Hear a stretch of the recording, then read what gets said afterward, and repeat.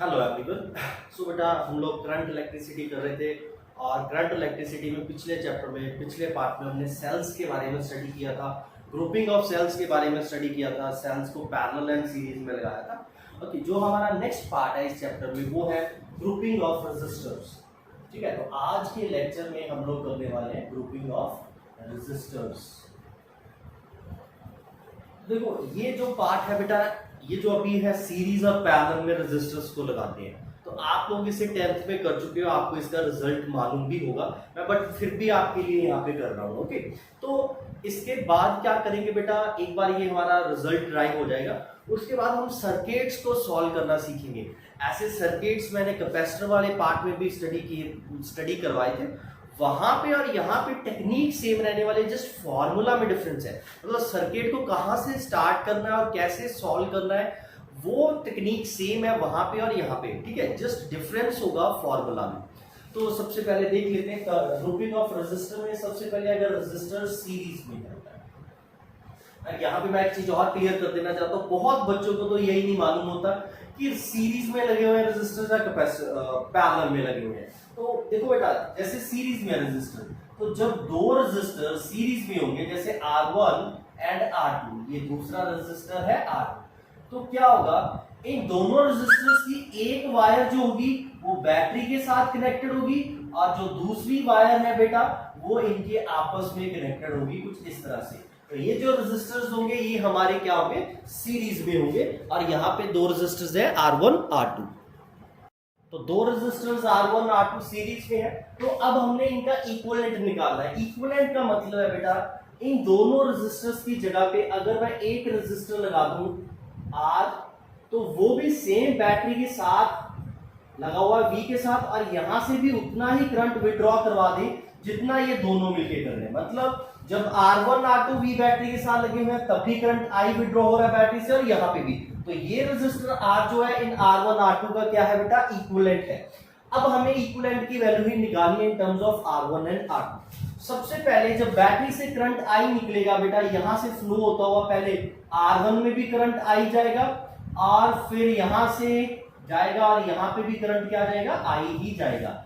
दोनों रेजिस्टर जब सीरीज में होंगे तो करंट क्या होगा, दोनों के क्रॉस सेम होगा। बेटा देखो, जितना चार्ज पर यूनिट टाइम यहां से फ्लो हुआ उतना ही यहाँ पे फ्लो होगा, क्योंकि कहीं पे भी इन बिटवीन चार्ज स्टोर नहीं हो रहा है। तो rate of flow of charge दोनों में क्या रहने वाला है, सेम रहने वाला है। तो इसके क्रॉस अगर पोटेंशियल ड्रॉप V1 हुआ है, इसके क्रॉस V2 लेट कर लेते हैं। तो टोटल ड्रॉप कितना होगा दोनों के क्रॉस, जितना बैटरी का टर्मिनल पोटेंशियल है जो कि V है। तो V will be equals to क्या होगा यहाँ पे बेटा, V1 plus V2। Ohms law से V1 को क्या लिखा जा सकता है बेटा, in terms of I and R1, I R1। V2 को क्या लिखा जा सकता है, I R2। और इस V को I R इक्विवेलेंट भी लिख सकते हैं यहां से, क्लियर है। तो ये I कैंसिल आउट हो गए दोनों तरफ, R इक्विवेलेंट क्या आ जाएगा हमारे पास, R1 प्लस R2।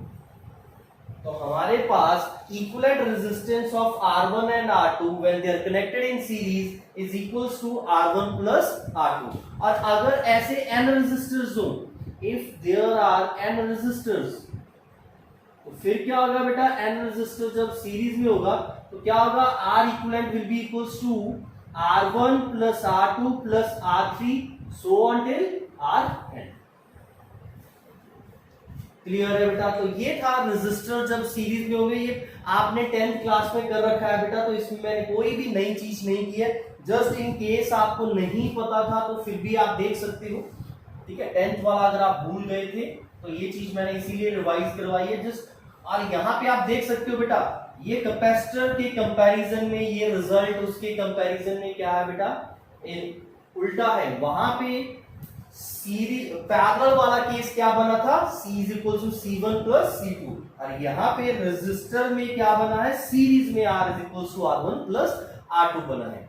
सिमिलरली अब नेक्स्ट देख लेते हैं बेटा, अगर रेजिस्टर्स हमारे पैरेलल में हो, पैरेलल में कब होंगे रेजिस्टर्स, अगर बेटा हमारे पास दो रेजिस्टर्स हैं R1 एंड दूसरा रेजिस्टर है R2, दोनों रेजिस्टर्स की दोनों वायर्स जो है बेटा वो सीधा बैटरी के साथ कनेक्टेड है, इसकी भी और R1 की भी।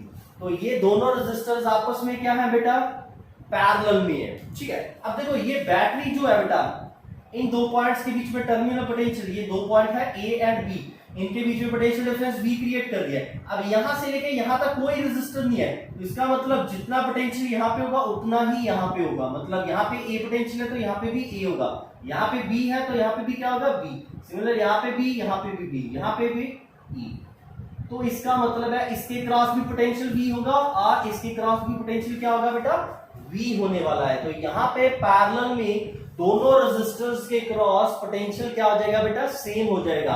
क्यों सेम हो जाएगा आप देख सकते हो बेटा, दोनों रेजिस्टर सेम दो पॉइंट्स के बीच में है, सेम दो पोटेंशियल डिफरेंस के बीच में है, ठीक है, V पोटेंशियल डिफरेंस है दोनों के क्रॉस। अब अगर आप यहां से बैटरी से I करंट निकला है और लेट से इधर I2 चला गया R2 में और I1 चला गया R1 में, तो as per law of conservation of charge I will be equals to क्या होगा I1 प्लस I2, ठीक है। ये I यहां पे आके I2 और इधर I1, ठीक है। तो I is equals to I1 plus I2। I1 को क्या लिखा जा सकता है ओम्स लॉ से V बाय R1, इसके क्रॉस पोटेंशियल V हो रहा है और इसकी रेजिस्टेंस R1 है, इसके क्रॉस करंट I2 था तो पोटेंशियल V था और रेजिस्टेंस R2 थी, और I को क्या लिखा जा सकता है V बाय R इक्विवेलेंट भी लिखा जा सकता है। यहां से V कैंसिल आउट होके बेटा 1 by R equivalent is equals to 1 by R1 plus 1 by R2। तो ये हमारे पास है जब आपके रेजिस्टर्स पैरेलल में होंगे तो उनका equivalent resistance 1 by R1 plus 1 by R2। और ऐसे ही अगर अच्छा इसको अगर सिंप्लीफाई करोगे तो बेटा क्या आ जाएगा R equivalent will be equals to R1 R2 by R1 plus R2।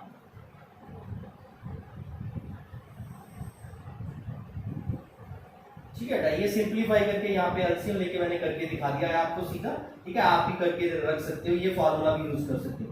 अगर हमारे पास n रेजिस्टर्स हैं, if there are n resistors,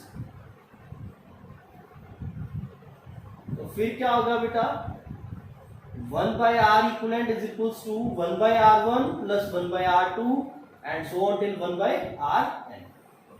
और एक चीज का ध्यान रखना है जो सब बच्चे गलती करते हैं बेटा, वो ये होता है कि जब आप R इक्विवेलेंट निकालते हो पैरेलल के केस में, यहाँ पे 1 बाय R1 की वैल्यू डाल देते हो प्लस 1 बाय R2 की वैल्यू, और ये क्वेश्चन सॉल्व कर देते हो और आप आंसर लिख देते हो। आप ये नहीं सोचते इक्वल टू भी 1 बाय R इक्विवेलेंट है, तो इस एक्सप्रेशन को जो सॉल्व करके रिजल्ट आएगा फाइनल R इक्विवेलेंट के लिए उसको क्या करना है आपने रेसिप्रोकल इनवर्स करना है उसका, ठीक है। जो रेसिप्रोकल करना है उसका यहाँ पे भी वही चीज करनी है, तो ध्यान रखना है इस चीज का आपने, ठीक है।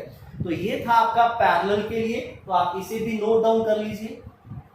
तो हमने देखा है कि अगर दो रेजिस्टर्स, जब मैंने n के लिए दो रेजिस्टर्स के लिए ड्राइव करके दिखा दिया, n के लिए फॉर्मूला लिख दिया है कि अगर रेजिस्टर्स पैरेलल और सीरीज में होगा तो उनका इक्विवेलेंट रेजिस्टेंस क्या होगा। इक्विवेलेंट का मतलब उन दोनों की जगह पे हम लोग एक ही रेजिस्टर को लिख सकते हैं, ओके। अब आप लोगों ने बेटा इसके बेस्ड ग्रुपिंग ऑफ रेजिस्टर के बेस्ड क्वेश्चंस करने हैं, ठीक है। कुछ क्वेश्चंस अभी हम लोग डिस्कस करेंगे और बाकी आपने घर पे ट्राई करने हैं, ठीक है। देखो इन क्वेश्चंस में बेटा जो तो आपको 10th में आते थे वो तो अभी मैं नहीं करवाऊंगा कि 3 रेजिस्टर सीरीज में लगा दिए, उनका इक्विवेलेंट पूछ लिया और उनके अंदर करंट कितना फ्लो हो रहा होगा वो, ठीक है, बैटरी लगा के दे दी। हम लोग यहाँ पे +2 पॉइंट से बात करेंगे तो थोड़े से कॉम्प्लेक्स सर्किट की बात करेंगे, ठीक है।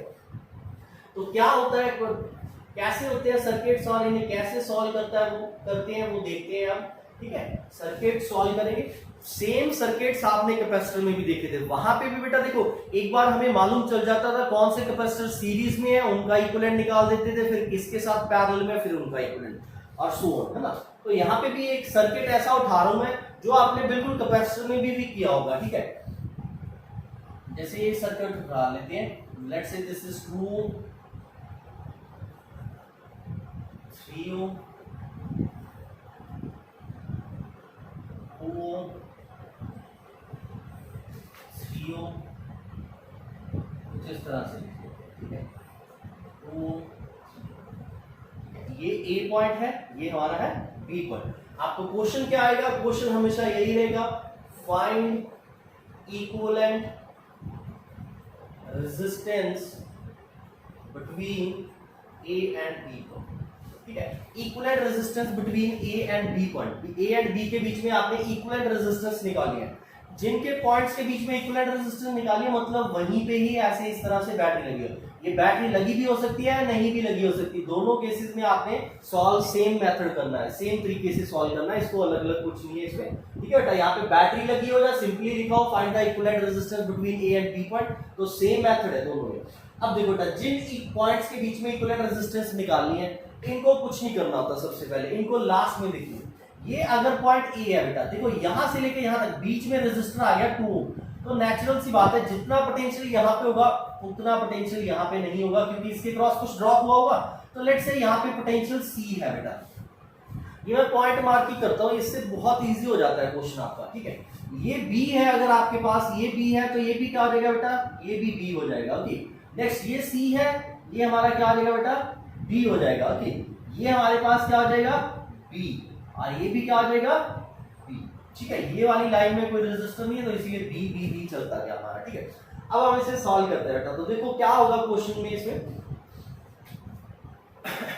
अब बेटा सबसे पहले आपने इसमें क्या करना है, ये वाला पॉइंट ई लिख देते हैं। ऐसे क्वेश्चन में आपने क्या करना है, सबसे पहले नॉन जंक्शन पॉइंट ढूंढना है। नॉन जंक्शन पॉइंट वो होता है जहां पे एक ही वायर आ रही है एक ही जा रही है, जैसे यहाँ पे एक वायर आई एक ही जा रही है, यहाँ पे भी एक वायर आ रही है एक जा रही है, इसके ऊपर 1 2 3 यहाँ पे भी जॉइंट बन रहा है, यहाँ पे भी, यहाँ पे भी। तो ये 2 पॉइंट, सबसे पहले ये 2 पॉइंट्स खत्म होंगे। अगर ये नहीं होते फिर क्या होगा, वो अगले स्टेप पे आपको मालूम हो जाएगा, ठीक है। तो E एंड B में आपकी इक्विवेलेंट रेजिस्टेंस निकालेंगे अब हम लोग। तो E एंड B में देखो बेटा क्या लगा हुआ है, 3, ठीक है। अब E के इस तरफ 2 ओम है ये वाला, तो ये दोनों रेजिस्टर्स बेटा आपके क्या होंगे, सीरीज में होंगे। जब आपने नॉन जंक्शन पॉइंट निकाल लिया तो इसका मतलब आपने वहां से स्टार्ट करना है स्टार्ट सर्किट को।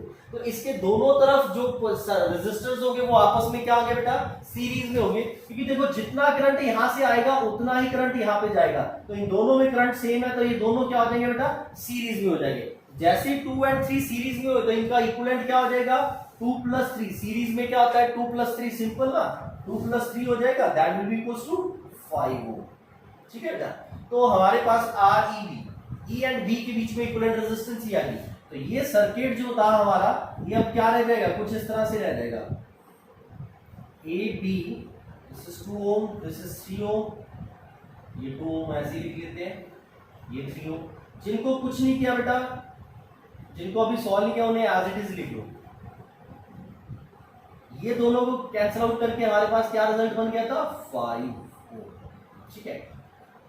ये दोनों भी एक तरह से, इन दोनों का इक्विवेलेंट जो होगा बी एंड डी पॉइंट में लगेगा, तो देखो ये भी बी एंड डी में। अब बेटा अगर आपने नेक्स्ट स्टेप में क्या करना है, अब आप लोग नेक्स्ट ये देखो कि कौन से रेजिस्टर्स सेम पॉइंट्स के बीच में, जैसे दिख ही रहा है ये वाला रेजिस्टर भी बी एंड डी के बीच में, ये वाला बी एंड डी के बीच में, मतलब इसके क्रॉस भी उतना ही पोटेंशियल है जितना इसके क्रॉस है। तो ये दोनों क्या हो जाएंगे, आपस में पैरेलल में हो जाएंगे। तो जब दो रेजिस्टर्स पैरेलल में होते हैं तो इनका इक्विवेलेंट क्या निकलेगा बेटा, R1 into R2 upon R1 plus R2, तो 15/8 ओम आ जाएगा, ठीक है। इनका इक्विवेलेंट B एंड D के बीच में आ गया हमारा, B एंड D के बीच में 5/8 ओम आ, 15/8 ओम आ गया।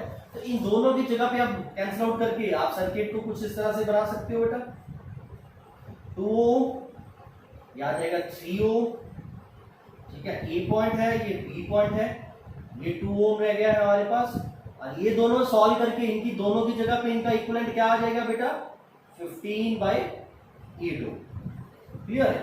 तो ये C पॉइंट था, ये हमारे पास D था, ये B था, ये B, क्लियर है बेटा।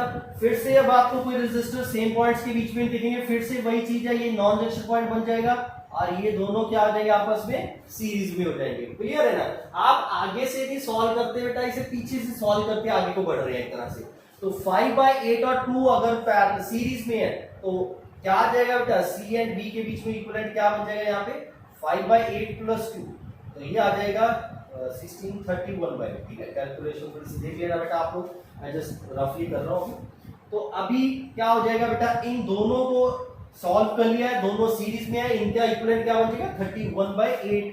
तो ये अब 2 ओम, फिर ये 3 ओम, यहां पे क्या आ जाएगा बेटा 31/8 ओम, क्लियर है। ये C, ये भी C हो जाएगा, ये B, ये भी क्लियर है, ये भी B।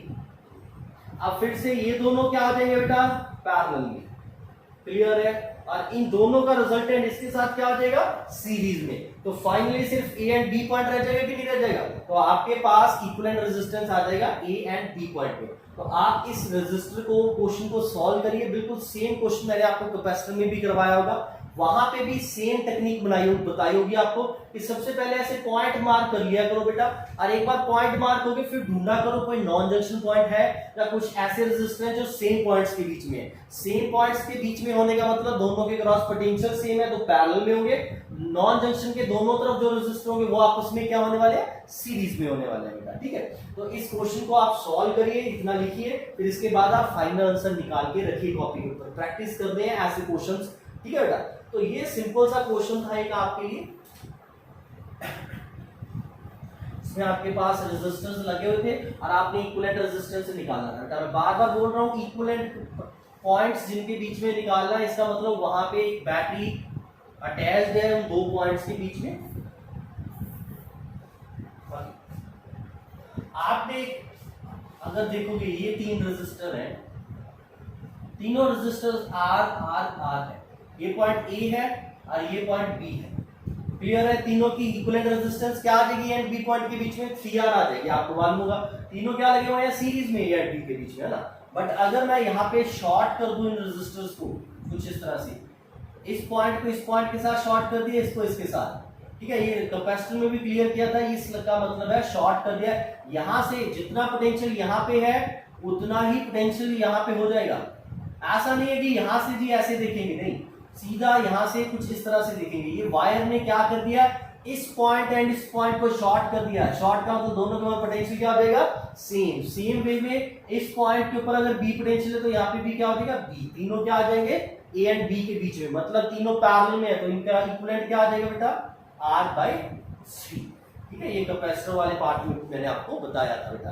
तो इस क्वेश्चन को भी आप खुद करके देखिए बेटा, मैंने आपको थोड़ा सा फास्ट फॉरवर्ड में बता दिया है, आप खुद भी सॉल्व करके देखिए इस क्वेश्चन को। ओके, तो ये एक आपके पास सर्किट है, और भी सर्किट करते हैं। ठीक है, अभी मैं एक सर्किट बनाता हूं, उसे भी सॉल्व करते हैं। पहले आपने बनाना है बेटा, उसे सॉल्व करना है, खुद कोशिश करनी है खुद सॉल्व करने की, फिर मेरा मेथड देखिए मैं कैसे कर रहा हूं, और अगर गलत हुआ है तो कहां पे गलती हुई है वो देखिए आप लोग। ओके, मैं सर्किट बना रहा हूं अभी आपकी।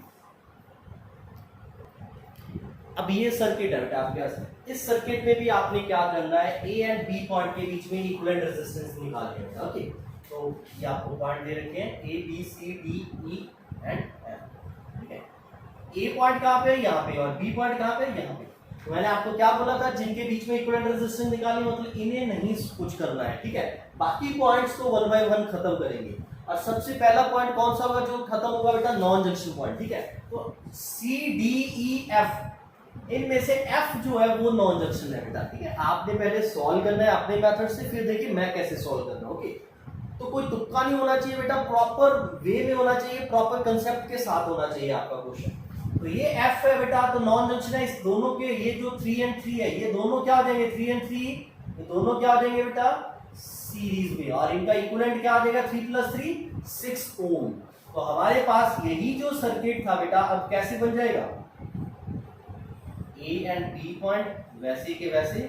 ठीक है, फिर देखो ये कैंसिल आउट हो गया, 6 हो गया, तो यहाँ पे सिर्फ ई पॉइंट बच गया, एफ पॉइंट आपका क्या हो गया, एलिमिनेट। इधर से भी जो ये दोनों की जगह पे, इन दोनों की जगह पे एफ को खत्म करके इन दोनों की जगह पे क्या लिख देंगे, 6 लिख देंगे बेटा। तो अब नेक्स्ट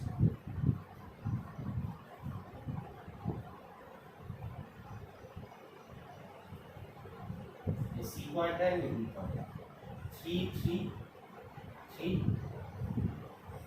6। क्लियर है बेटा। अब ये दोनों क्या हो जाएंगे आपस में, पैरेलल में, क्योंकि दोनों किस पॉइंट्स के बीच में है, ए एंड ई पॉइंट के बीच में। ए एंड ई पॉइंट के बीच में होने का मतलब दोनों क्या हो जाएंगे, पैरेलल में हो जाएंगे। 6 और 6 पैरेलल में होंगे, तो इनका इक्विवेलेंट क्या हो जाएगा, 6 से जो 6/6 + 6, तो 3 ओम आ जाएगा कि नहीं आ जाएगा इनका इक्विवेलेंट। तो इनका इक्विवेलेंट क्या आ गया बेटा, 3 ओम आ गया। तो फिर से नेक्स्ट बनाओगे तो इनकी जगह पे क्या आ जाएगा बेटा, 3 ओम। ये 3 ओम और ये 3 ओम क्या आ जाएंगे, सीरीज में, फिर इसके साथ पैरेलल में, फिर इसके साथ सीरीज में, एंड सो ऑन। क्लियर है, मैंने आपको स्टार्टिंग बता दी है इस सर्किट की, आपने इसे सॉल्व करना है। इस सर्किट का जो आंसर आएगा आपका, दैट इज 2 ओम।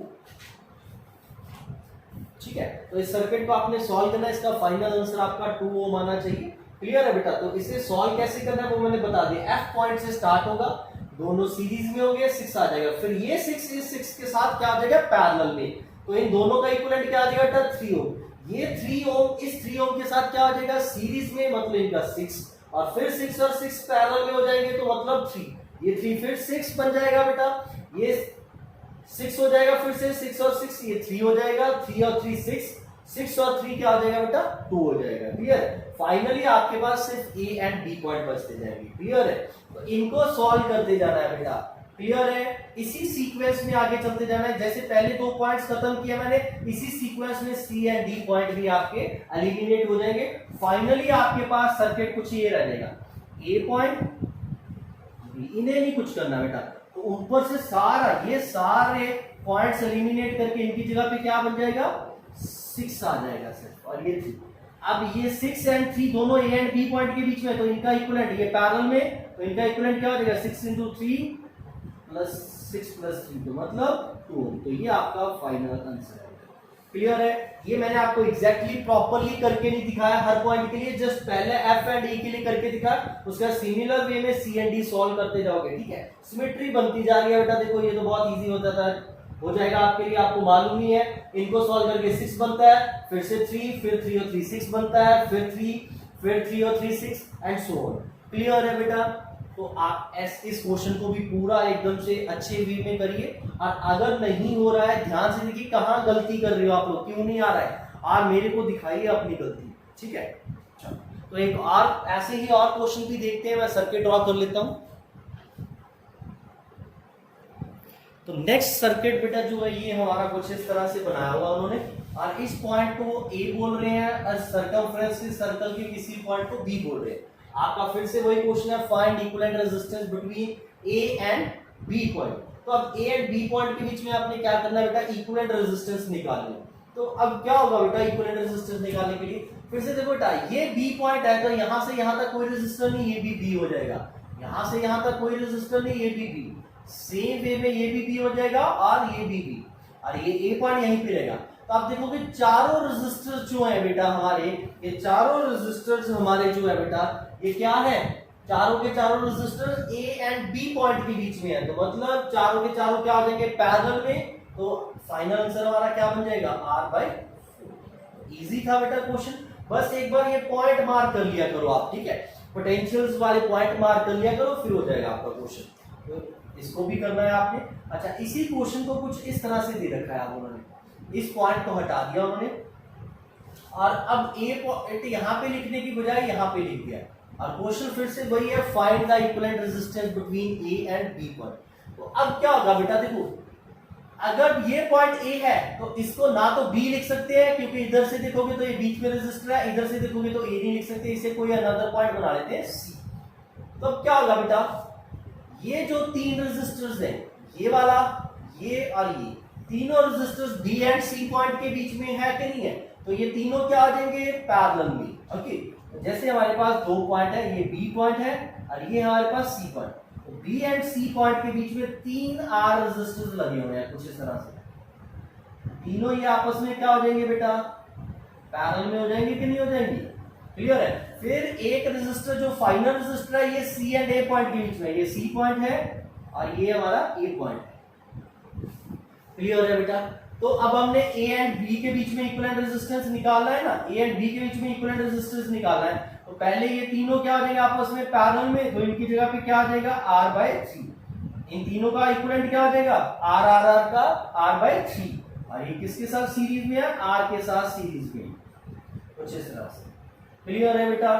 तो अब ये दोनों आपस में क्या आ जाएंगे सीरीज में। ठीक है? ये पैरेलल में थे और ये दोनों क्या आ जाएंगे सीरीज में, भी पहले मैंने सीरीज बोल रहा था, ये तीनों क्या आ जाएंगे पैरेलल में, तो तीनों पैरेलल में थे, इसीलिए इनका इक्विवेलेंट क्या बन जाएगा बेटा R/3, और ये R/3 इस R के साथ क्या आ जाएगा बेटा सीरीज में। तो आपका फाइनल आंसर क्या आ जाएगा R + R/3 मींस क्या आ जाएगा 4R/3। ये आपके पास बेटा फाइनल आंसर है इस क्वेश्चन का। क्लियर है? तो आप इस क्वेश्चन को भी ट्राई करिए बेटा। ऐसे क्वेश्चंस और ढूंढिए, एनसीईआरटी के क्वेश्चंस, आपकी जो भी रेफरेंस बुक्स हैं आपके पास और जो भी मैं डीपीपीस वगैरह दे रहा हूं उनमें भी ऐसे क्वेश्चंस मिलेंगे आपको। क्लियर है? आप और भी करिए ऐसे क्वेश्चन, और क्वेश्चन करते हैं। ओके, तो नेक्स्ट क्वेश्चन जो है बेटा ये है हमारे पास, तो आप सबने हट बनाई होगी कुछ इस तरह से, है ना। तो अब क्या है बेटा, इस हट में देखो कुछ इस तरह से रेजिस्टर लगे हुए, एक रेजिस्टर यहाँ पे लगा हुआ है, एक यहाँ पे, इसकी भी आर वैल्यू है, इसकी भी आर, ठीक है। यहाँ पे भी लगा हुआ है आर, यहाँ पे भी लगा हुआ है आर, हर एक लाइन में आर आर रेजिस्टर लगा दिया, ठीक है।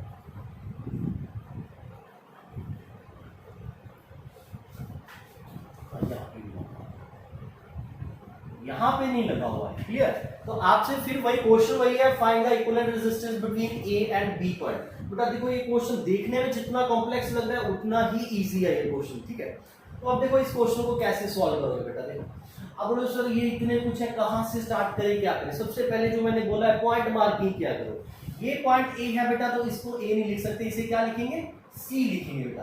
अब अगर ये पॉइंट सी है तो ये भी क्या आ जाएगा हमारे पास, सी, ये सी है, ये भी सी। ये क्यों, क्योंकि यहां से लेके यहां तक कोई रेजिस्टर नहीं, यहां से यहां तक कोई, सिमिलरली यहां से यहां कोई रेजिस्टर नहीं, ये भी क्या आ जाएगा, सी हो जाएगा बेटा।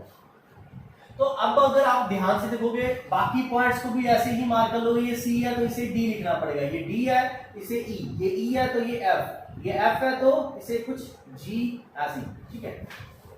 तो अब आप क्या पॉइंट मार्क कर लिया, क्या करें, कहां से स्टार्ट करें। सबसे पहले देखो बेटा, अगर मैं ए पॉइंट से, मैंने क्या बोला है, ए एंड बी इक्विवेलेंट का मतलब यहाँ पे बैटरी लगी हुई है कुछ, ठीक है, इस तरह से।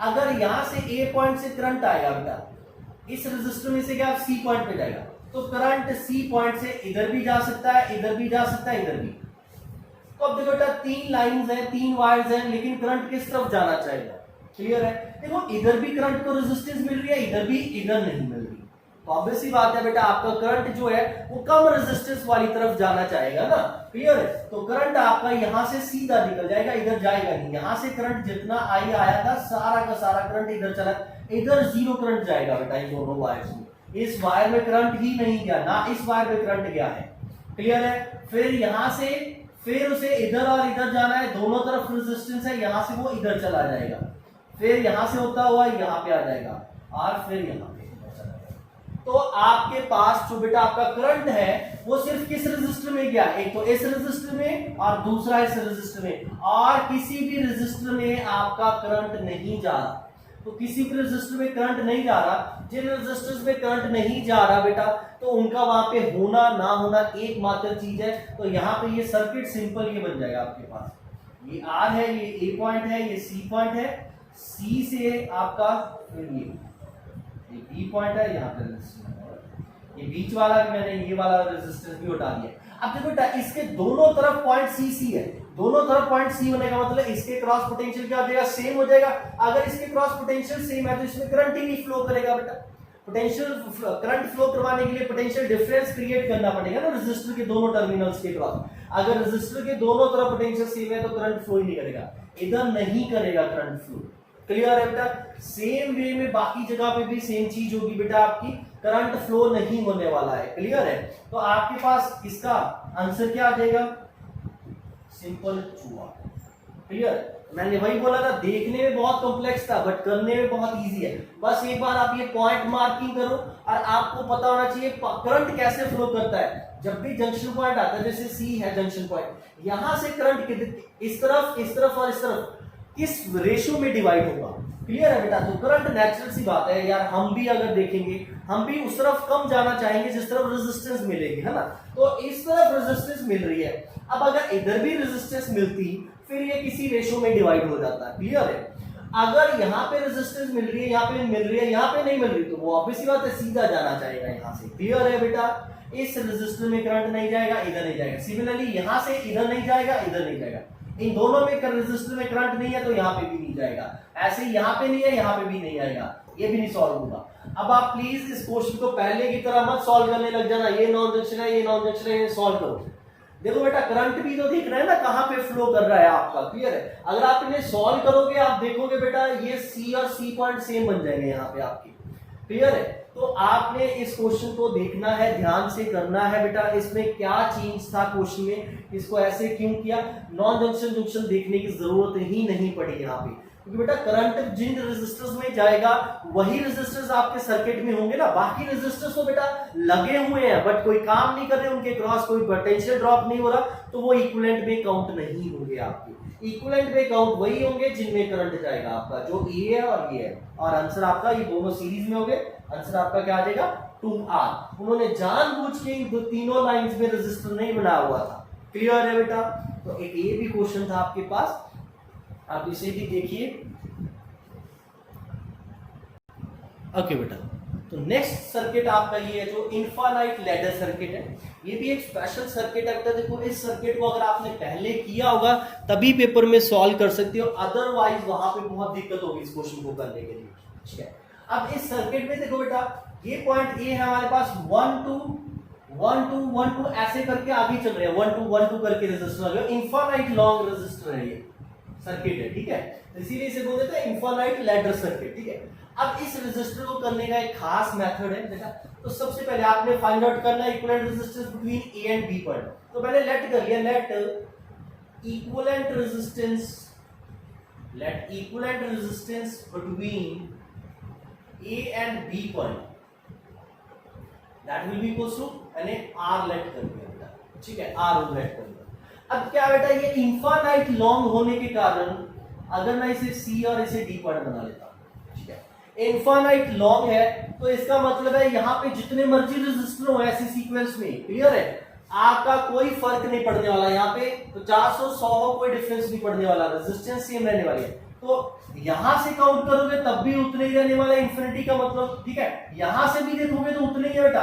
अगर यहाँ के बीच में इक्विवेलेंट रेजिस्टेंस आर है तो इन दो पॉइंट्स के बीच में पीछे इस सेक्शन भी की इक्विवेलेंट रेजिस्टेंस भी तो आर लिखी जा सकती है ना बेटा, क्योंकि ये इनफाइनाइट लॉन्ग है, इसीलिए ये कंसेप्ट बन रहा है यहाँ पे। ये भी एक बेटा एक एक्स्ट्रा ऐड हो जाएंगे तो ये भी इंफिनिटी में आ जाएंगे एक तरह से, क्लियर है। तो आपके पास इस सर्किट को अब क्या है बेटा, रीड्रॉ कर लेना है कुछ इस तरह से, ये 1 ओम ये 2 ओम, सी एंड डी पॉइंट के बीच में इन जगह पे रिप्लेस कर देना है आर, क्योंकि ए एंड बी के बीच में अगर आर है तो सी एंड डी के बीच में भी बेटा क्या होगी, आर होगी, due to infinite long circuit. Okay, तो अब इसमें देखना है बेटा नेक्स्ट, ये दोनों क्या हो जाएंगे आपके पैरेलल में, क्लियर है, 2 एंड आर पैरेलल में होंगे, तो सी एंड डी में इक्विवेलेंट क्या आ जाएगा बेटा, 2 into r upon 2 plus r। फिर ए एंड बी में क्या आ जाएगा, इन दोनों का जो रिजल्टेंट है उसके साथ क्या आ जाएगा बेटा, सीरीज में, क्लियर है। तो 1 plus 2r by 2 plus r, तो ये ए बी के बीच में इक्विवेलेंट है, अब इसको क्या लिख सकते हो, r। अब आपने बेटा इस एक्सप्रेशन को आर के लिए सॉल्व करना है, आपके पास इस सर्किट में इक्विवेलेंट रेजिस्टेंस की वैल्यू आ जाएगी। इसका ये टेक्निक है बेटा करने की, बहुत कम बच्चे ऐसे सोच पाते हैं वहां पे, क्लियर। इसीलिए ऐसे सर्किट अगर पहले किए हो तो बेटा पेपर में डायरेक्ट आ जाए तो कर सकते हो, अदरवाइज वहां पे नहीं होगा ऐसा क्वेश्चन, क्लियर है। ओके, तो इसको करने का ये मेथड है बेटा, ए एंड बी के बीच में इक्विवेलेंट रेजिस्टेंस आर लेट की है तो क्या है, सी एंड डी के बीच में भी क्या हो जाएगी बेटा, आर हो जाएगी। तो इन सबको क्या है, आर के साथ रिप्लेस कर देंगे और सर्किट हमारे पास ये रह जाएगा फिर आपका, क्लियर है। और इन दोनों को पैरेलल में, इनका रिजल्टेंट इसके साथ सीरीज में, तो वो आ जाएगी ए एंड बी के बीच में equivalent 1 plus 2r by 2 plus r, that will be equals to r, क्योंकि ए एंड बी के बीच में भी क्या है, r ही है आपके पास। तो ये आपका था इनफाइनाइट लैडर सर्किट, क्लियर है। तो इसे ध्यान से देखिए। ओके, तो नेक्स्ट सर्किट बेटा ये है हमारे पास, इसमें फिर से आपने equivalent resistance between A and B point निकालना है।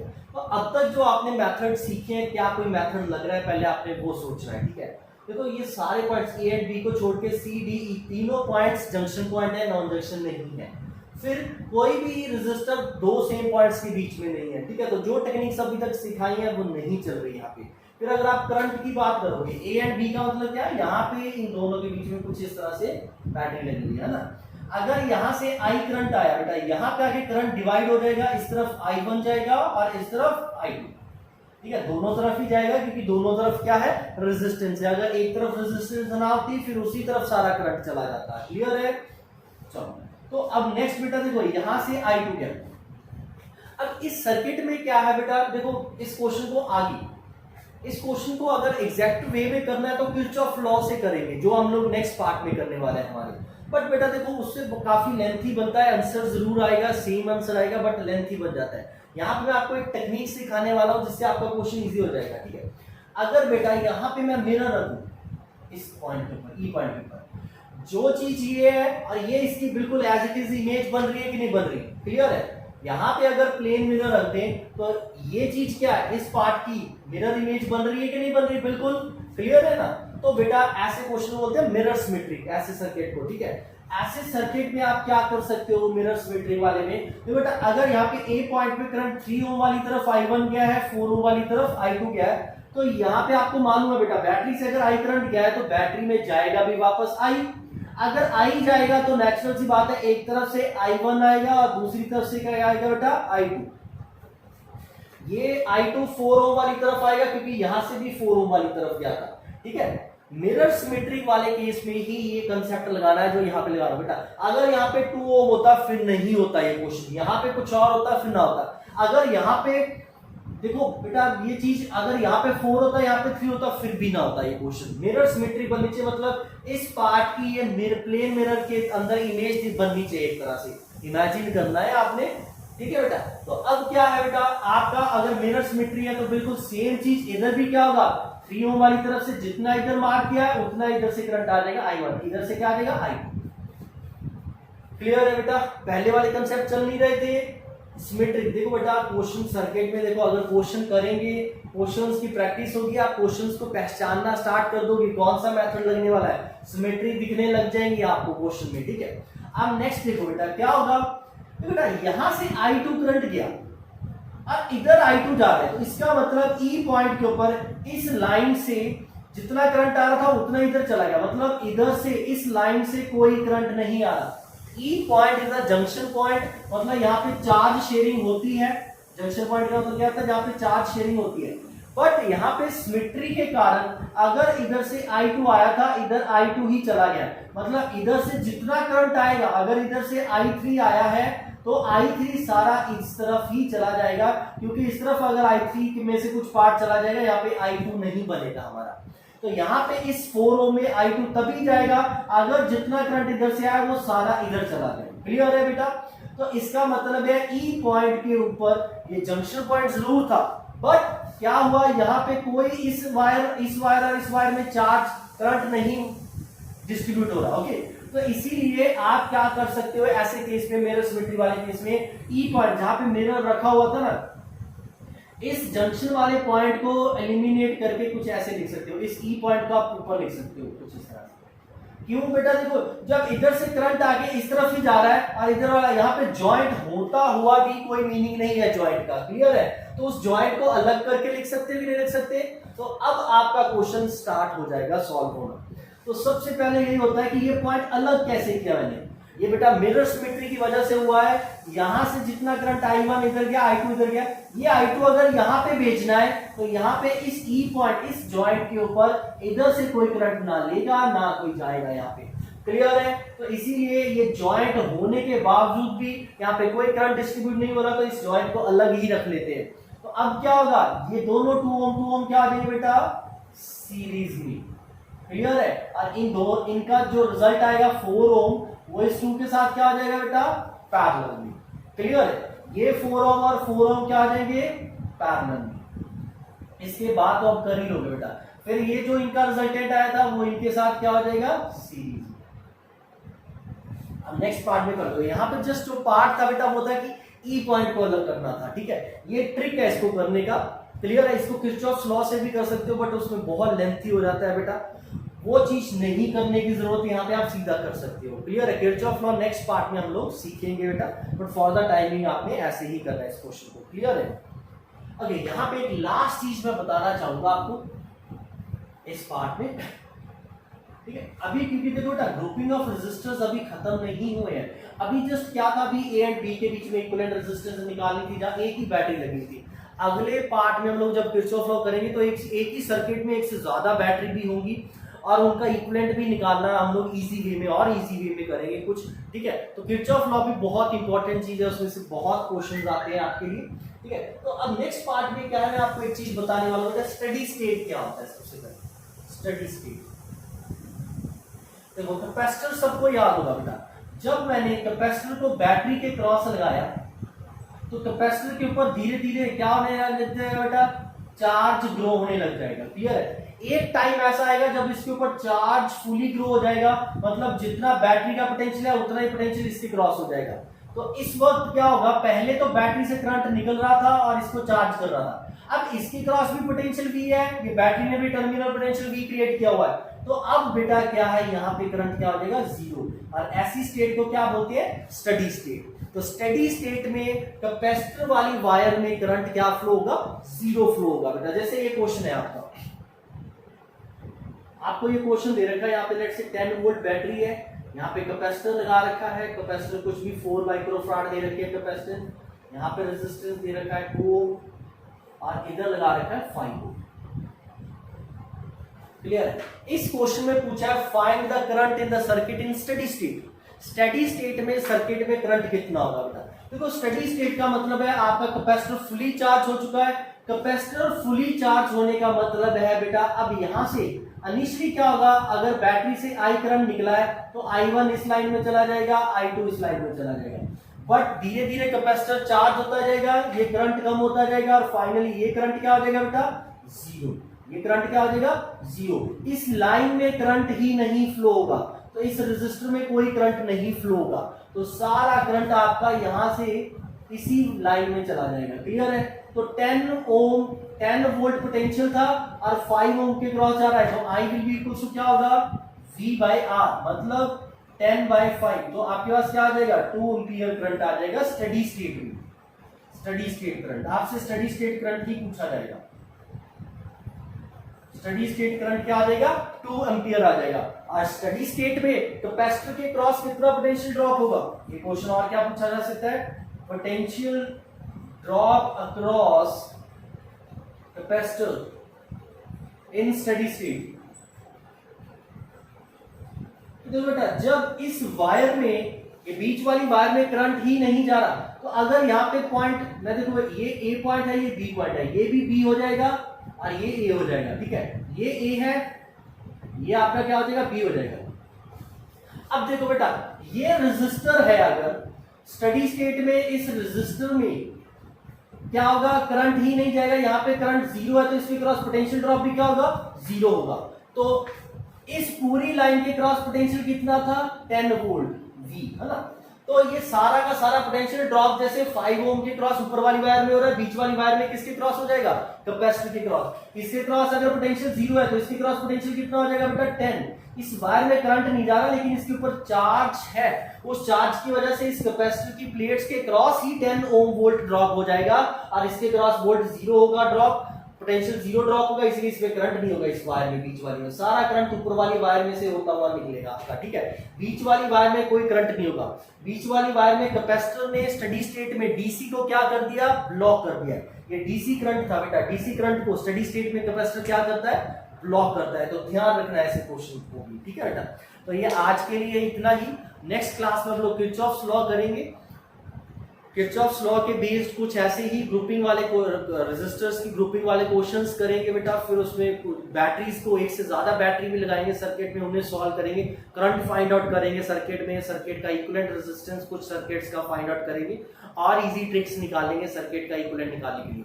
तो आज जो कि हमने बेसिकली सारा लेक्चर जो है बेटा इक्विवेलेंट रेजिस्टेंस फाइंड आउट करने में निकाला है डिफरेंट सर्किट्स में। आप भी ऐसे सर्किट्स ढूंढिए जिनमें इक्विवेलेंट रेजिस्टेंस निकालनी है और करिए। ठीक है, नेक्स्ट क्लास में जो किरचॉफ्स लॉ करेंगे उसमें क्या होगा बेटा, इससे ज्यादा बैटरी होगी, वहां पे इक्विवेलेंट रेजिस्टेंस का टॉपिक नहीं होगा, वहां होगा करंट फाइंड आउट करना होगा अपने डिफरेंट रेजिस्टर्स में। करंट यहाँ पे भी आ सकता है, यहाँ पे इजी है, एक बार आपने इक्विवेलेंट निकाल लिया उसके बाद करंट निकाल सकते हैं आप लोग, 10th में करते आए आप लोग। ओके, नेक्स्ट क्लास में बैटरीज एक से ज्यादा बनेगी और क्या होगा बेटा, उस बैटरी की वजह से करंट जो फ्लो होगा वो फाइंड आउट करेंगे हर एक रेजिस्टर में।